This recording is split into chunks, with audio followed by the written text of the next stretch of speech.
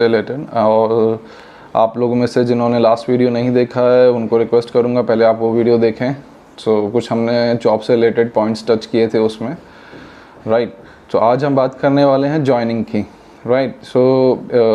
जब आप लोग जॉइनिंग के लिए जाते हो, ऑफ़र लेटर ले लेते हो फटाफट, या जो भी आपको जॉइनिंग लेटर मिल जाता है, हमें तो बहुत जल्दी रहती है उस चीज़ के लिए, बट हम कुछ क्वेश्चंस रहते हैं जो हम पूछ नहीं पाते हैं, या जो हमें क्वेश्चंस हैं वो हमें पूछने चाहिए। तो आज मैं उन कुछ ऐसे ही कुछ सवाल आपको लेके आया हूँ आप लोगों के लिए, जो आपने जॉइनिंग से पहले, स्पेशली जब आप एचआर के साथ कन्वर्सेशन में हैं, एचआर से आपकी बात हो रही है, तब आपको एचआर के साथ उनके ऊपर डिस्कस करना है कि आपको उसके लिए क्लैरिटी चाहिए। तो बहुत इंपॉर्टेंट टॉपिक है, छोटा सा टॉपिक है, ठीक है। तो बेसिकली क्या रहता है कि हम लोग या तो एक्साइटेड बहुत ज़्यादा रहते हैं, या इतने कॉन्फिडेंस नहीं होता, हमारे अंदर कॉन्फिडेंस होता नहीं है कि हम कुछ सवाल पूछ पाएँ एचआर से। हमें होता है बस जॉब लग गई भैया, इतना ही बहुत है, फटाफट ज्वाइन कर लो, जॉब ऑफर लेटर ले लो, अपॉइंटमेंट लेटर ले लो। अब सामने कंपनी तो आपसे कम से कम 10 चीज़ें ले रही है, राइट। वो पूरा आपसे 4 पेज का ऑफ़र लेटर या जॉइनिंग लेटर साइन करवाती है, जिसके अंदर वो अपने 10 टर्म्स एंड कंडीशन मेंशन करती है कि आप 3 महीने पहले आपको नोटिस पीरियड देना पड़ेगा, ठीक है जी। एक्सपीरियंस लेटर देना पड़ेगा आपको, अगर आप 3 महीने का नोटिस पीरियड सर्व नहीं करते हो, या 1 मंथ का नोटिस पीरियड सर्व नहीं करते हो, तो आपको इतना फ़ाइन देना पड़ेगा।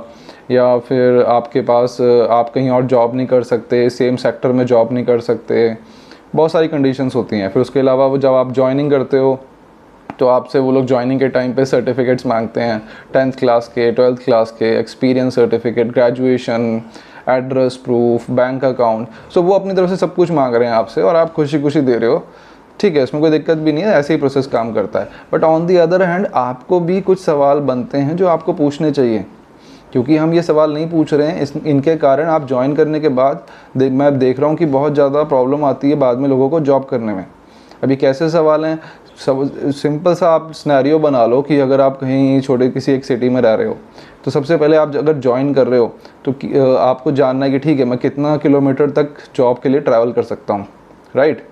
कि 10 किलोमीटर दूर है ऑफिस या 20 किलोमीटर दूर है ऑफिस, तो वो पता होना चाहिए आपको। क्योंकि स्टार्टिंग में तो आपको लगता है कि जॉब चाहिए तो फटाफट हाँ कर देते हो, पर रोज़ का आपको अगर 20 किलोमीटर जाना है और 20 किलोमीटर आना है, तो ट्रैफिक, लाइट्स, वो आपके 2 घंटे लेने वाला है बड़े ईजीली, तो वो बाद में हैक्टिक हो जाएगा। सो वो बड़ा एक इम्पॉर्टेंट रीज़न है। उसके बाद आपको पूछना है शिफ्ट टाइमिंग्स क्या है आपकी, ठीक है। फिर शिफ्ट टाइमिंग्स ये है कि अब स्टार्टअप कल्चर बहुत ज़्यादा चल रहा है, राइट। सो स्टार्टअप कल्चर के अंदर क्या होता है, वो नॉर्मली शिफ्ट 9 घंटे की होती है, आप ज्वाइन कर लेते हो, 12-12 घंटे, 16-16 घंटे आपसे काम करवा रहे हैं वो लोग, और वहाँ पे आपको बड़ा प्राउडली बोला जाएगा कि हाँ जी, हम तो 12 घंटे 16 घंटे काम करते हैं। तो भैया वो जो मालिक है या स्टार्टअप चला रहा है उसका बनता है करना, उसकी कंपनी है, इन दी एंड उसको प्रॉफिट लेना है, वो करे। आप 12 घंटे 16 घंटे कट रहे हो, या तो आपको कुछ एक्स्ट्रा पर्क्स मिल रहे हैं उसके लिए, तब भी लॉजिकल है। और आई डोंट थिंक कि 16 घंटे काम करना कोई लॉजिकल है किसी भी रीज़न से, नहीं तो आपकी सोशल लाइफ ही ख़त्म हो जाएगी। या 12 घंटे की शिफ्ट लगाना कोई लॉजिकल है, ठीक है। तो वो आप पूछ लो। उसके बाद आप पूछ लो कि रोटेशनल शिफ्ट तो नहीं है, मतलब शिफ्ट की टाइमिंग जो है वो सेम रहेगी ना, ऑफिस की जो टाइमिंग है आपकी वो सेम रहेगी कि सुबह 9 से 6 ही रहेगी। पता लगा एक हफ्ते सुबह 9 से 6 है, अगले हफ्ते से दोपहर के 12 से 3 कर दिया, या कुछ भी, रोटेशनल शिफ्ट बोलते हैं इसको। कभी भी टाइमिंग चेंज हो रही है आपके, आपको पता ही नहीं है कि किस टाइम आपने जाना था। एक हफ्ते कुछ चल रहा है आपका, एक हफ्ते कुछ चल रहा है आपका, ठीक है। तो एक तो ये हो गया चीज़ आपको जानने के लिए। उसके बाद आपने जानना है उनसे कि मेरा डिपार्टमेंट क्या रहेगा, बेसिकली KRA कहते हैं हम इसको, कि मैंने करना क्या है ऑफिस में, मेरा पर्टिकुलरली काम क्या है, किस डिपार्टमेंट में। क्योंकि अभी स्टार्टअप कल्चर देखो, बड़ी कंपनियां बहुत कम हैं, और जब आप एज ए फ्रेशर आते हो, ज्वाइन करते हो, तो वो 99% लोग जो ज्वाइन कर रहे हैं वो लोग मतलब एक छोटी कंपनी में ही कह सकता हूँ, बड़ी मतलब बड़ी आप समझ रहे हो, अगर मैं कोई बड़े नाम IT के लूँ, या इन्फोसिस, HCL और कुछ भी PwC, ठीक है। या हम जनरली अपने लोकल एरिया में स्टार्ट करते हैं एक छोटे कंपनी से, तो उनके पास वो स्टार्टअप कल्चर के पार्टी हैं, तो और आजकल तो वैसे भी बहुत हाइक पे है। तो वहाँ पे जब आप जाते हो तो वो लोग तो, उनका पहले ना कोई टाइमिंग है शिफ्ट का, वो बड़े प्राउडली आपको बोलेंगे। दूसरा, वहाँ पे लिमिटेड लोग हैं और वही लोग सब कुछ कर रहे हैं, मार्केटिंग भी वही कर रहा है, बॉस आपको कुछ भी बोल दे रहा है और आपको वो करना है, वही आपका काम हो जाता है। पता ही नहीं है मेरे को किस लिए हायर किया है, कि मैं सेल्स में हूँ, मैं मार्केटिंग में हूँ, मैं एडमिनिस्ट्रेशन में हूँ, मैं क्लाइंट सर्विस में हूँ, मैं डेवलपमेंट में हूँ, मैं HR में हूँ। वो गिने चुने लोग हैं, वही अगर सब कुछ करवा रहे हैं आपसे, राइट। तो आपको पता होना चाहिए कि आपने करना क्या है, कंपनी आपसे करवाना क्या चाहती है, काम क्या है आपका। इसके बाद आपको पता हो कि इंसेंटिव्स क्या हैं मेरे वहाँ पे, मुझे क्या क्या पर्क्स मिल रहे हैं। पर्क्स मतलब मुझे क्या क्या बेनिफिट्स मिलेंगे, ठीक है। जैसे हेल्थ इंश्योरेंस, एक्सीडेंट कवर मिलता है। अगर आपकी जॉब ट्रैवलिंग की से रिलेटेड है तो ट्रैवलिंग के एक्सपेंसेस मिलेंगे, खर्चा मिलेगा आपको। अगर आप फील्ड जॉब पे अगर आपकी जॉब फील्ड जॉब है, ठीक है, ऑफिस जॉब नहीं है, तो उसमें आपका पेट्रोल का खर्चा अगर कंपनी दे रही है, कोई व्हीकल दे रही है कि नहीं दे रही है आपको, या टेलीफोन या दे रही है, या उसका खर्चा आपको दे रही है, ठीक है। ये सब चीज़ें आपको पता होनी चाहिए, ये पूछनी है आपने पहले उनसे अगर ये फील्ड जॉब कर रहे हो, क्योंकि ये बहुत इंपॉर्टेंट है, राइट। सॉरी। उसके बाद अगर ऑफिस में हो तो ऑफिस में आपको, उसके बाद हम ऑफिस हो चाहे फील्ड जॉब हो, राइट, उसमें आपको पता होना चाहिए कि हायरार्की क्या है उनकी। जब मैं बोलता हूँ हायरार्की, तो हायरार्की का मतलब आप समझो कि प्रमोशन कैसे होगी, ठीक है, बोनसेस क्या मिलेंगे मुझे, राइट, इंक्रीमेंट कब लगता है या किस बेसिस पे इंक्रीमेंट लगेगा। इंक्रीमेंट मतलब कि सैलरी में हाइक कब होगा, सैलरी कब बढ़ेगी, क्या होता है।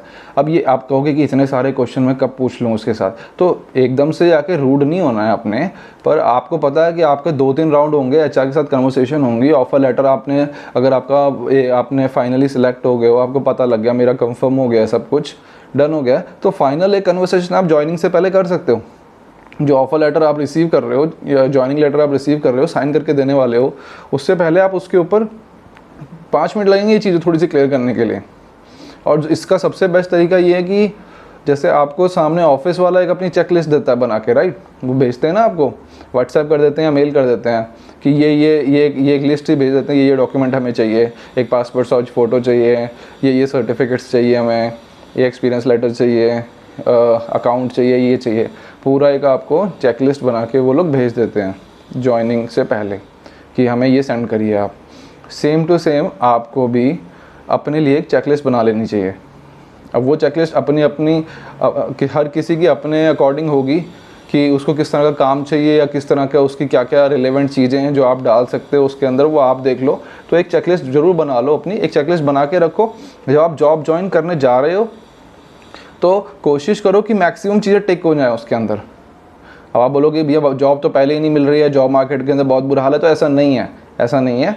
वो धीरे धीरे जाओगे तो आपको समझ में आ जाएगा, ठीक है। बट उसका भी कोई फ़ायदा नहीं कि फिर ज़बरदस्ती किसी जॉब में घुस गए और वो महीने के बाद या 2 महीने के बाद फिर वो ना करी जा रही है ना छोड़ी जा रही है, और फिर छोड़ के फिर दोबारा कहीं और जॉब ढूंढते फिर रहे हो, तो आपका भी टाइम वेस्ट हो रहा है, कंपनी भी इन्वेस्ट कर रही है आपके ऊपर। तो उससे तो बेटर यही है ना कि आप पहले से ही अपने कुछ चेकलिस्ट बना के रखो कि मैं इस तरह की कंपनी ज्वाइन करूँगा, ये वाले डिपार्टमेंट में जाऊँगा। वो मोस्टली तो आपकी एजुकेशन के ऊपर बेस्ड होता ही है, पर स्टिल, क्योंकि आजकल 90% लोग जिस एजुकेशन बैकग्राउंड से आते हैं उस लाइन में काम नहीं कर रहे, वो आपको भी पता है, ठीक है। तो इसलिए आपके पास एक चेकलिस्ट होना इंपॉर्टेंट है ज्वाइनिंग से पहले, ताकि आपके लिए इजी हो जाए जब आप ज्वाइन करो ऑफिस को। और फिर वहाँ पे आप इसका सबसे बड़ा बेनिफिट यही रहेगा कि आप फिर स्टेबल रह पाओगे काफ़ी लंबे समय तक, क्योंकि ऑलरेडी जो चीज़ें आपने सोची होंगी कि मैं इस तरह की जॉब करूँगा, यही चीज़ें मुझे जो मेरी जॉब में होनी चाहिए, वो मैं वहाँ पे स्टेबल रह पाऊँगा, उनके साथ मैं कनेक्ट कर पाऊँगा, जो पॉइंट्स मैंने पहले से ही सोच रखे हैं, अगर वो सब आपको मैक्सिमम मिल रहे हैं तो आपके लिए आसान रहेगा वहाँ पर काम करना। सो होप आपको ये समझ में आया कुछ चीज़ें जो मैंने आपको बताई हैं पॉइंट्स। ओके, कुछ इंटरेस्टिंग लगा हो, आपको पसंद आया हो, कमेंट्स करो मुझे। कोई सजेशन है आपके पास वो लिख सकते हो आप लोग। जिसने लास्ट वीडियो नहीं देखा आप लोगों में से, लास्ट वीडियो जाके देखो, काफ़ी चीज़ें डिस्कस की हैं। आने वाले टाइम में उन्हीं के ऊपर से बहुत सारे पॉइंटों के ऊपर एक पूरी वीडियोस लेके आ रहा हूँ मैं। सो सब्सक्राइब करिए, लाइक करिए, शेयर करिए। अगर आप पेरेंट्स हैं तो अपने बच्चों के साथ शेयर करिए, बड़े भाई हैं, बहन हैं, या छोटे भाई बहन हैं, या कोई भी 18 से 20s में हैं, कोई भी आपके 30s में भी हैं, तो उनके साथ भी शेयर कर सकते हो आप लोग, ताकि उनके काम आए, उनको ये एक नया पॉइंट ऑफ व्यू मिले, एक क्लैरिटी मिले, एक थॉट मिले, ठीक है। Thank you.